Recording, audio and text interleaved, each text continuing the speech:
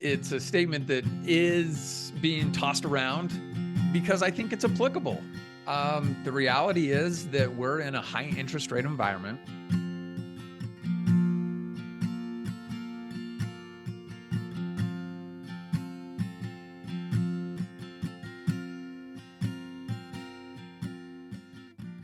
Welcome to the Break Free Real Estate Podcast, your daily guide to financial freedom through real estate. I'm your host, Jocelyn Kaufman, and today I'm here with my co-host, David Robinson.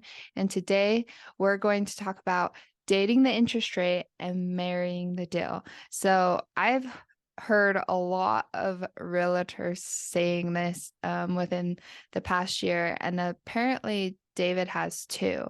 So, David, do you want to high level explain kind of what the saying means? Yeah, I think it's a statement that is being tossed around because I think it's applicable. The reality is that we're in a high interest rate environment that makes our properties perform at a lower level than what we've been used to in the past. And so it's caused people to retract and be a lot more cautious about how they invest, rightfully so.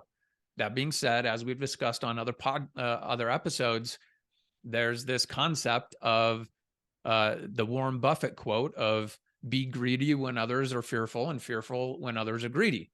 And that concept rings true because the best buying opportunities are in uncertain markets. Uncertainty causes competition to wane, and it creates opportunity because there's more distress and uncertainty. And it rewards, markets like this rewards those that are willing to take action in the face of uncertainty. And what this concept of date the interest rate, marry the deal means, it's simple. Interest rates are not ideal at the moment, but there's opportunities to buy a property that you haven't been able to achieve in the past. So buy a property at a very good basis, meaning a very good price point, even though it may not perform at the ideal level because the interest rate on the debt is a lot higher than you would like.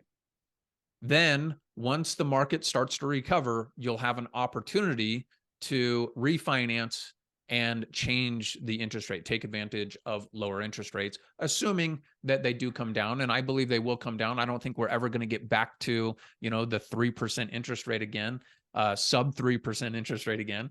That being said, I do think they're going to come off of their where they're at today. And so go out and find great deals in the market today, even if they aren't penciling exactly the way you want, but find a great property in a great location that you'll have an opportunity to buy at a great basis today and refinance down the road. So that's the concept. Date the interest rate, marry the deal. I love it. I think, to just simplify it even more, if I'm buying a property at 100,000 less than, let's say that I'm able to negotiate 50,000 off the asking price because interest rates are high and I'm not going to be able to afford my payment, or whatever your story is, you negotiate the price down because of interest rates, and then you get that 6 to 6.5 interest rate.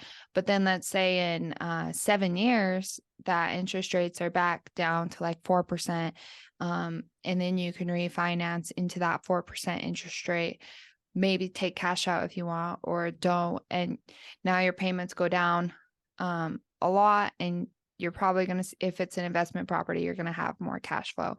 Another thing to think about too is just appreciation and like principal reduction. There's so many different assets than just like that monthly cash flow number that you're getting. And so if I buy a property and let's say I'm negative $200 on it a month, let's say it's a fourplex and I'm negative $200 a month on it, doesn't necessarily mean that's a bad deal, because you're getting into that property at a 6.5% interest rate, meaning that really at a good interest rate, you'd be cash flowing of like a few hundred at least. But then also on top of that, in 3 years, rents are probably going to rise, at least 3 to 6%. And so that's going to increase your cash flow even without refinancing. And then they're paying off most of your mortgage outside of that $200 a month, and that's going to put more money in your pocket. And then on top of that, in that period, maybe in 5 years from now, you refinance into a lower rate, and now this property you bought 5 years ago that was negative $200 a month, it could be cash flowing like $1,200 a month. And that's kind of, that example could apply to most like multifamilies in our market in Utah. And so, in different markets, it's going to be similar. Or, the pricing is going to be probably different in most markets. But just because something doesn't quite pencil out now, like if you're able to offset that $200 a month and you're comfortable with it, and maybe you have a high paying salary, like that could be a great deal. Maybe even if you find a deal that breaks even, like that could be a great deal.